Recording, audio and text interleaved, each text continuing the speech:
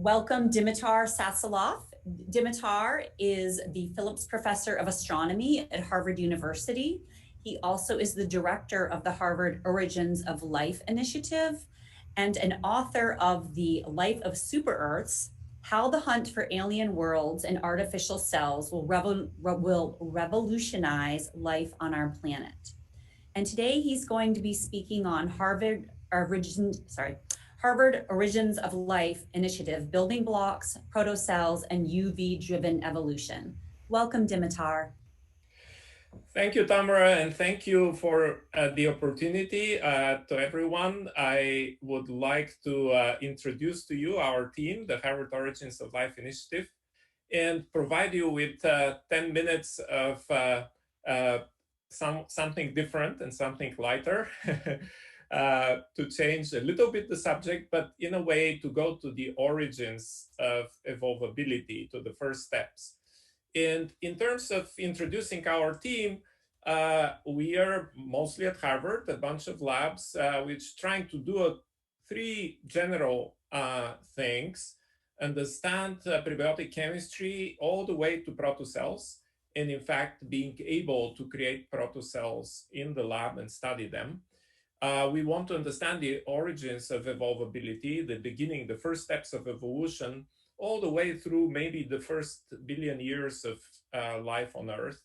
And we want to understand what a robust planetary biosphere is and can we detect it in through cosmic distances. Hence, people like me, astronomers, as part of this initiative. I have to say that one important aspect of what we try to do is we strive to achieve all this in the lab. So we are not a bunch of theorists. We actually lab people, and we are trying to put something which works in the lab under natural conditions. So what I want to do today is to present to you just some of the results on the first steps of evolvability. And to do that, I need to introduce you to our framework, or if you will, the scenario, how we see prebiotic chemistry going into life here. So we start in that way with a question, and that goes back to 35 years ago or so, when ribozymes were discovered and RNA became central to many of the ideas about the origin of life, the RNA world, as it is known, hypothesis. And here, particularly, a breakthrough occurred about 10, 11 years ago by John Sutherland's lab in Cambridge, UK, where they saw a system chemistry that could answer, perhaps in a natural way, the question above. This since then has blossomed into a very detailed high yield network, and I would say a new prebiotic chemistry paradigm where UV light is central, and the chemistry, which is generally referred to as cyanosulfidic chemistry, is driven by hydrated electrons that are produced by this UV light by action on very common sedimentary molecules like ferrocyanides and copper cyanides, and then acting on the cyanides in those environments through reductive homologation. You get this plethora of amino acid precursors, nucleotides, and some lipid precursors. So this chemistry does require very specific mid-range UV light, and this is part of what has really come to the surface, how sensitive this initial chemistry is to the UV light that impinges on the surface of the Earth at the time, which brings me to the point that you should know your UV light. Being an astronomer, that's front and central, but for most of us, UVC light, which is the UV light in question here, only became well known by going to the pharmacy during the COVID pandemic. These UVC sanitizers are very common now in the pharmacy, and even to the point where even perfume and luxury goods have gone into the act. But going back to the UVC light, we now know that in the early Earth, thanks to the lack of oxygen gas and ozone layer in the atmosphere, UVC light did reach the surface, including through shallow water. And this is where those sediments, the metallocyanides, the cyanides themselves, and other salts were accumulated in large amounts and initiated and produced the building blocks according to this chemistry, which we can now reproduce in the lab very successfully, especially in the last couple of years. But what it has become very clear is that the UVC light has not just one role, which is the obvious one, source of energy for the synthesis, but three very different roles. The second one being chemical selection, which selects some isomers as opposed to others, and that is the source of high yields and actually function of the polymers that are produced next. And finally, UV induced self-repair is also central to this whole process. And this is what I want to focus on.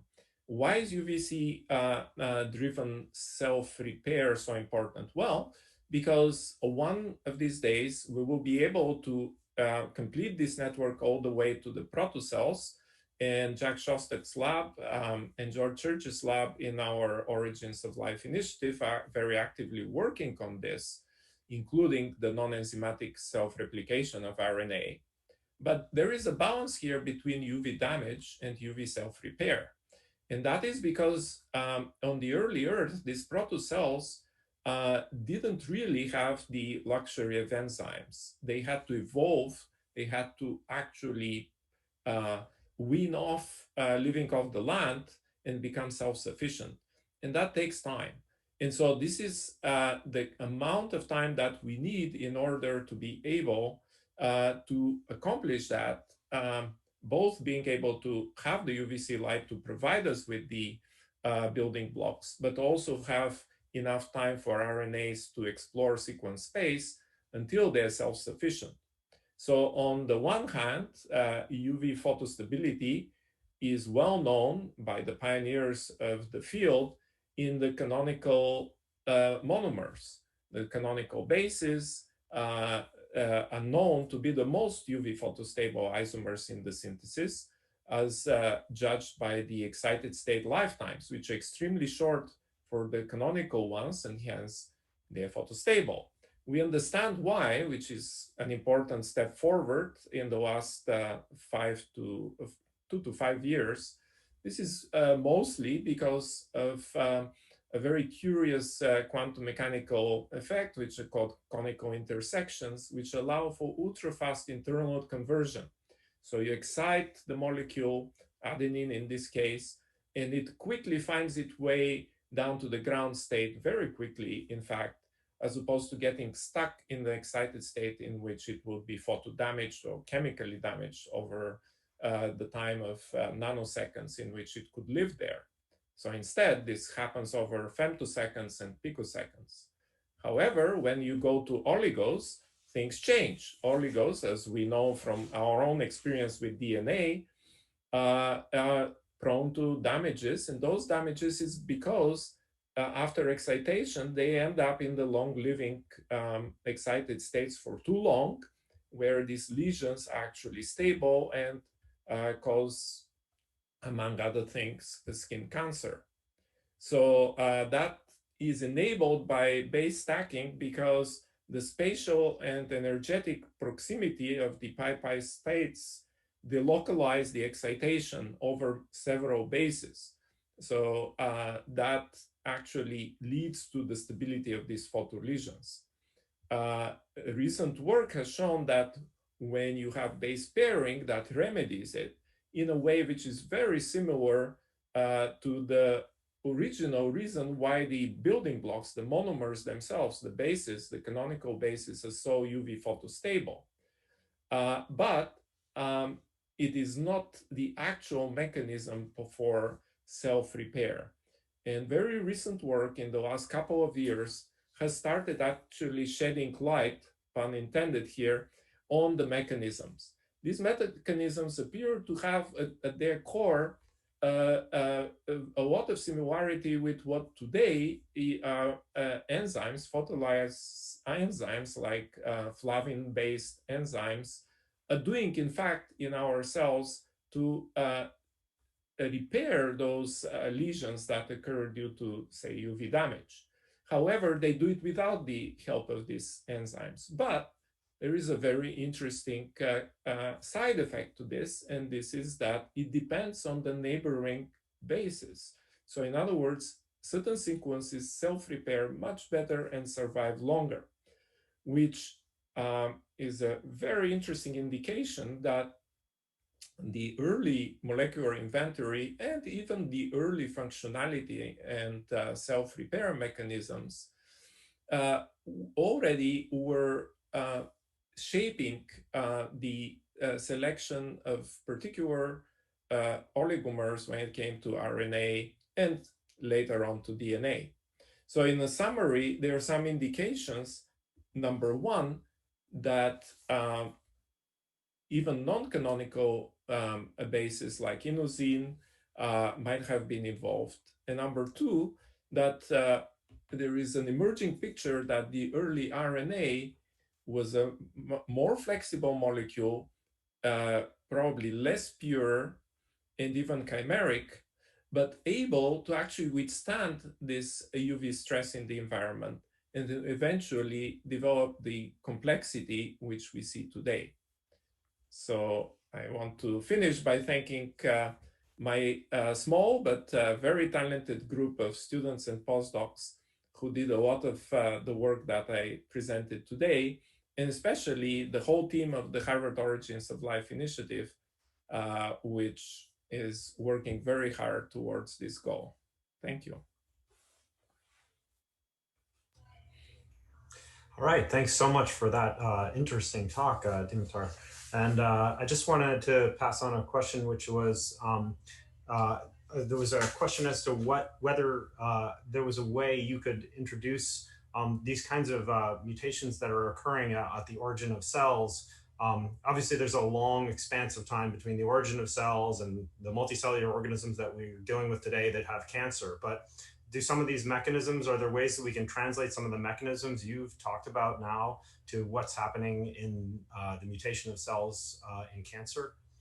Yes, that is actually where this is going in that connection, is that we now are starting to understand the mechanism of the different aspects of self-repair and how they depend on the different bases and the different conformations of the oligos or even the ribosomes. So ribozymes. So basically, we see that in some cases, a similar mechanism to the one which is FAD uses as a photolysis enzyme to correct such lesions occurs there as well, but it is shifted into the UVC range. And instead of using a flavin group, chemical group, you have a adenosine based group that acts in the same way. So the question is, could we in fact invent that way in the future, potentially, sunscreens which are more basic to the structure of RNA and DNA than the enzymes, which are a lot more involved and in work in some cases, but not others.